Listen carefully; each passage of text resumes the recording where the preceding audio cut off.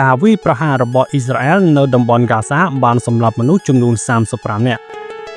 មន្ទីរសុខាភិបាលក្នុងតំបន់បាននិយាយថាការវាយប្រហារដោយយោធាអ៊ីស្រាអែលបានសម្លាប់ជនជាតិប៉ាឡេស្ទីនចំនួន35នាក់នៅតំបន់ហ្គាហ្សានាថ្ងៃពុធនេះដែលភាគច្រើនគឺនៅឯកន្លែងផ្ដល់ជំនួយទីបើយោងតាមការចេញផ្សាយដោយទីភ្នាក់ងារសារព័ត៌មាន Reuters នៅថ្ងៃពុធទី11ខែមិថុនាឆ្នាំ